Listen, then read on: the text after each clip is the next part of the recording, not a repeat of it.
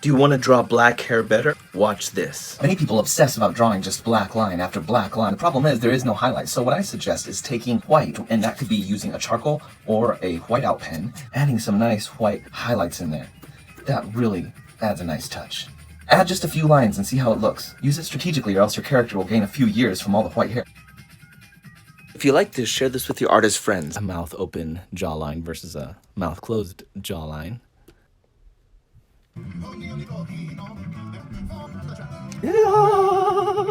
Ooh. We did some hair here. Oh yeah, right here.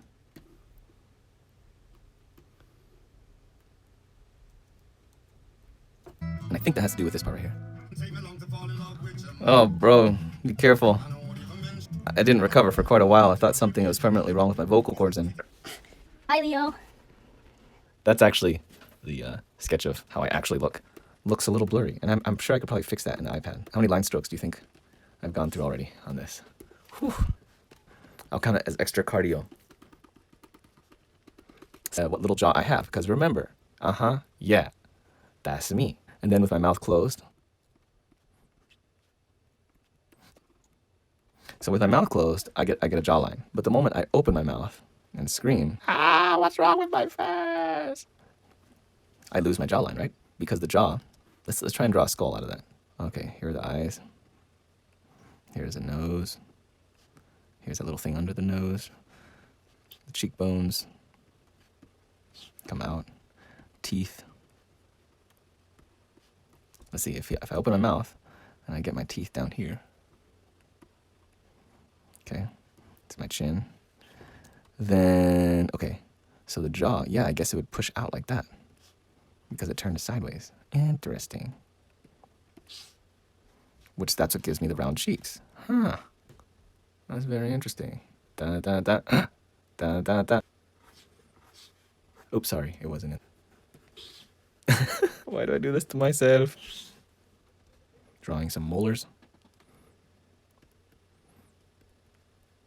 And I'll just say with Kim Jong-gi, I used to be really detailed, but now, not so much. But that would not be true. The truth is, Kim Jong-gi has made me more detailed.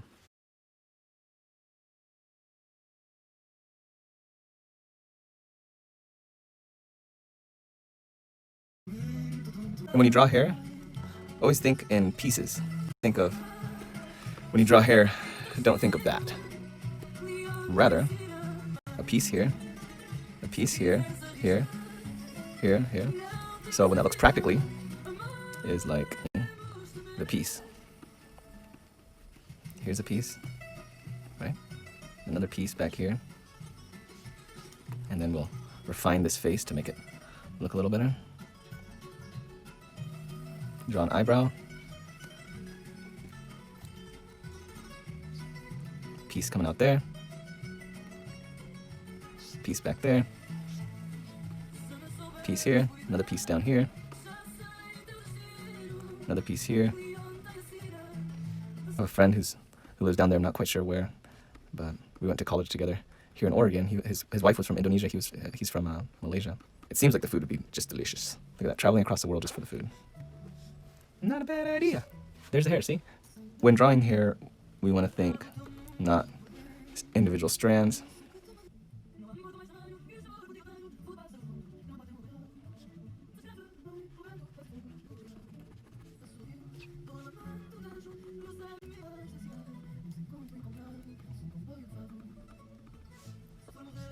So yeah, now that's 2 hair tutorials. How to draw hair. And for beards, there's a type of beard, which is mine. This is my mouth. That is not my chin, and nor this is my jawline. This is more like me. Here's me. This is my face. Wait, the nose goes like this. And then my hair. Oh yeah, this is looking me like me. Oh, my ear goes like this. So if you're ever in the airport and you see this guy, that's me, okay? Anyways, back to the beard. I noticed that right around the chin, the hair growth is darker. So there's some people that only have that, right? And a couple little hairs right there.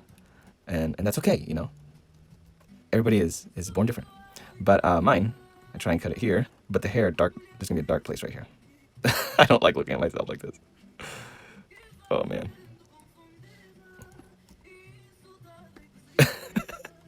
Oh, that's terrible. I'm going to darken these areas right here. I'm going to put a beard on the rest of it.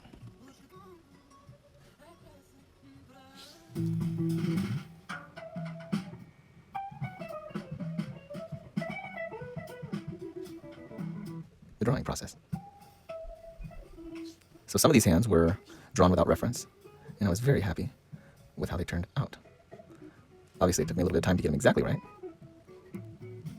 or the way I thought that they're passable. One thing about fingers can be all sorts of odd shapes. Drawing this hand, right? This finger. That's maybe a little finger. You could draw a finger like this. Big knuckle kind of thing. Or it could be the pinky. It's kind of almost twisted. Right? So the thing about legs, noses, here's, this is not a leg. It's not a leg. A leg goes like this. Comes a knee. And then it goes like this.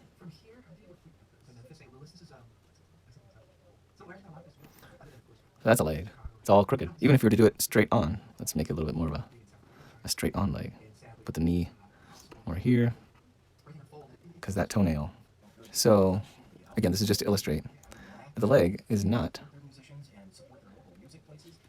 straight. It's more of this type of thing.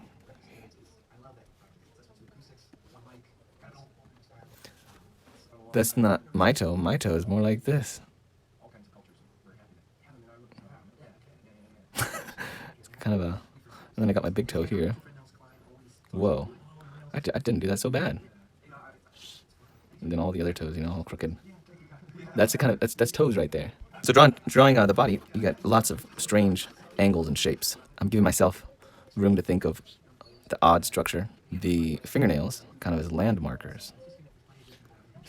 So for example, this hand, I'm noticing the knuckles and that the fingers are in sections. Like the finger is what? 1, 2, 3 sections. There's the bones. And they got the knuckles in there. I like to think of them more as boxes rather than cylinders. Some people draw the hands as in between the bones. If you always just notice this space right here, same with when drawing the foot. When you're drawing the foot, when you say it looks like that, it's like, yes, I'm getting closer to my goals. So here you have the little foot, okay? And actually the little one is actually kind of hidden in there. Okay, so this section on the finger right here, that's what I'm saying, notice, because on the big toe, when you draw the big toe, like so, see that? Uh-huh. Shaboom. The same little gap in there. Cool. So looking for those little anatomical hacks is a cool thing to do. If I got a bag of groceries, in order to draw that bag of groceries accurately, I need to know kind of what's inside as far as those groceries go. Like, did you buy cans of stuff? Is it hard boxes of cereal? Is it bottles? Maybe it's things like cartons. It's gonna affect how you draw the bag. So like, here's a bag of boxes. You can think of a box here. So that's gonna create a bump right here and a pull right there. Yeah, I know what I'm saying. And then it'll maybe another poke out here from another box that's in there. And then there's one here at the top. So that's gonna push this outside here. Now, if it was all soft vegetables, some things, like this, more rounded, right? Then we could draw some celery sticking out here. So knowing what's inside, so that helps here. Like I'm following his arm, which basically looks like, because right here is going to be his elbow, and then the rest of his arm is going to come up like this. That means that there's going to be a scrunch right here with all this fabric being pinched. Give Frank some teeth. A good tip is to draw thinner lines on the inside of your drawing and thicker ones on the outside. How about we do how to draw cute characters? Oh, look at that bicep. Oh, yeah. Oh yeah, that's a good muscle right there. So, drawing a cute character. And here is a baby. Actually, we'll keep the head big at the top. Okay, so an adult eyebrow line is here at the top of the ears.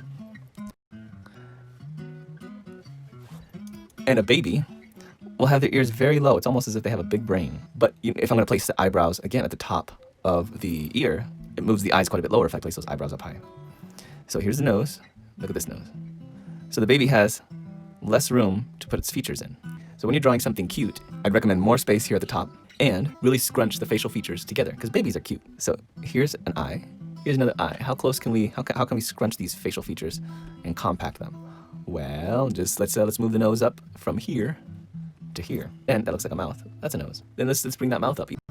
So you see in a lot of the Japanese kawaii or the cute drawings. You have the eyes there and the face like that. And usually you can add a big head to that. And lower ears. It looks quite cute. Like the baby. So almost put the mouth between two eyes to make it cute. You can even actually put it between two eyes. Look at that. Yeah, it looks like an emoji.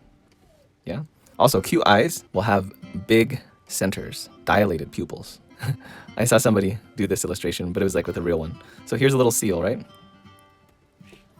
He's got his little fin, little body, these little flippers here in the back. Now we take that same little seal and let's change out those eyes like this.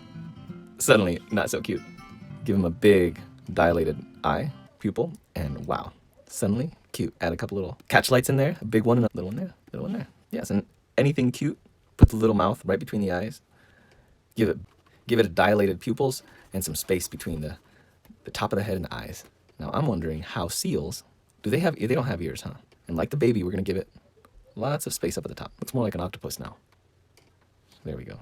Give it a little more of a seal mouth there. Now, if I put the catch lights up at the top, every time I put more space up towards the top, the more scared it's gonna look. So even if the catch lights are at the top, it's gonna give it more of a scared look.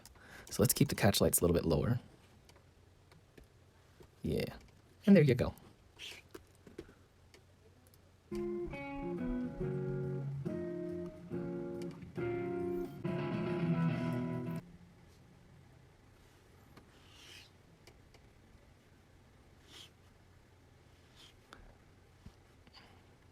It's time for some dinner.